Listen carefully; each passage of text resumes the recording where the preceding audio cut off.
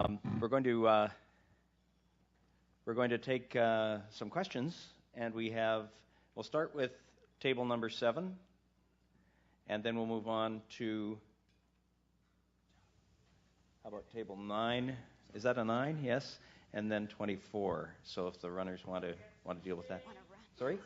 And 16? Okay. Did you see 19? 19, thank you. Thank you. It's on. It's on? Okay. Thank you. Where's John? Oh, he's hiding. Thank you, John, there for your presentation. So now when do we get to see the whole package? It's a very nice summary, and I'd like to know when we can have access to the full package and how we get it. Thank you. If I gave it to you, I'd have to kill you. I've been waiting to say that for 5 years. Thanks, Bill. Sorry, it's an in joke.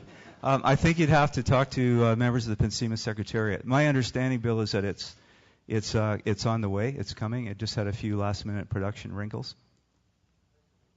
So soon is the answer? Soon is the answer. Luck. Okay. And to table, where are we going?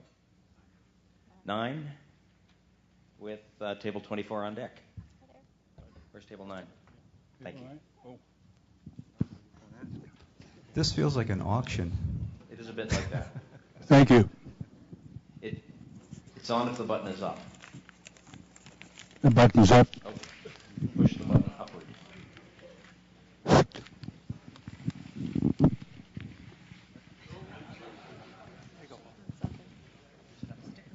Oh, new mic. Thanks. I like it when there's a lot of women around me paying attention to me.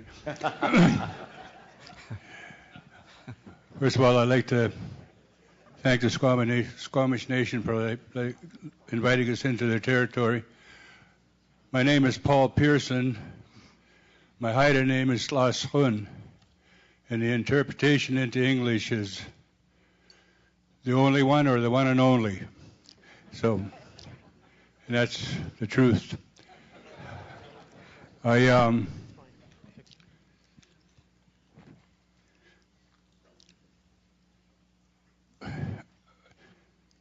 We had a marine forum up in Haida Gwaii, and the questions, some of the things are presented on the floor where the marine spill and the pollution of our ocean by the cruise ships. And it seems to me it's fallen on deaf ears where the government or fisheries are concerned. So I was wondering, the reason why I brought it up in here, hopefully, that out of this forum that there could be something done, because apparently the cruise ships that travel through our ocean here, the Hecate Straits and the Dixon Entrance down from Vancouver Island, they spill their supposedly called gray water.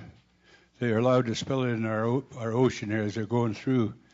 Our government is so lenient on some of the rules and regulations. I guess BC and Canada here is a dumping ground for everything. So if there could be something done about that, that'd be great.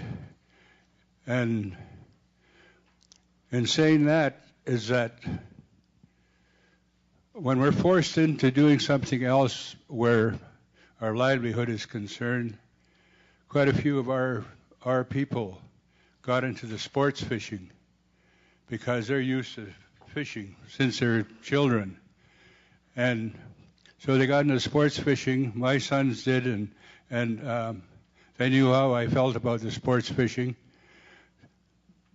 The sports fishing industry on the BC coast here, if it was controlled 40, 50 years ago, and I say control, which any government or fisheries or whatever is lacking in, whether it's the ocean or our forests, our ground that we live on, they let people get away with, and companies get away with whatever they want. The reason why I brought up the sports fishing is that on Haida Gwaii and Prince Rupert, I don't know where else, but these are the two places I know, they shut the these dressing stations down on the floats. And I never heard the reason why. Maybe they call it polluting. And when our people in our nations for thousands of years have put the carcasses of the fish back into the ocean and put it on our beaches in front of our village, it's just a cycle.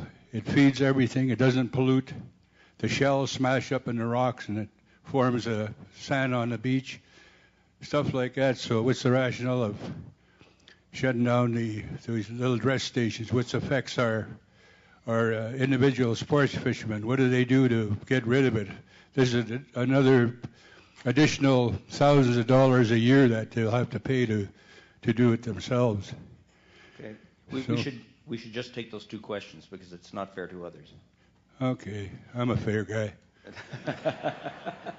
Thank you, Paul. John, do you want to address the question of boat waste and how PNCIMA would even address that sort of thing? Well, I haven't been mandated or hired to be able to say what PNCIMA will or won't address, and I think that's part of why you're here. But it sounds to me, Paul, that the paper at least covers those two issues, of sport fishing and spills. And there is a bit more detail in the paper about the types of spills and mechanisms that are currently in place to deal with spills. But you raise a very good issue on that, as well as the sport fishing, and that hopefully that through the PNCIMA process there'll be opportunities to maybe strengthen what's currently out there in terms of regulation and management.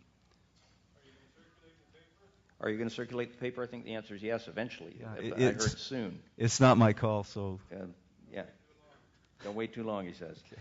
There's a question that's come in from the webcast, and somebody asks, look, if PNCIMA is to be a governance institution, should participating on the steering committee be limited to federal public servants and First Nation representatives? I'm not sure that's a question for John, but you want to talk about stakeholders? Yeah, it's not a question for me. It's not a question for John. I have opinions, but I'm not here to express them. I don't know if anybody wants to try to address that question, but it's an important question. It's going to relate to what we talk about tomorrow when we deal with stakeholder engagement. And I'm sure people have strong opinions about both how the process should be governed and how it should be inputted to by interested parties.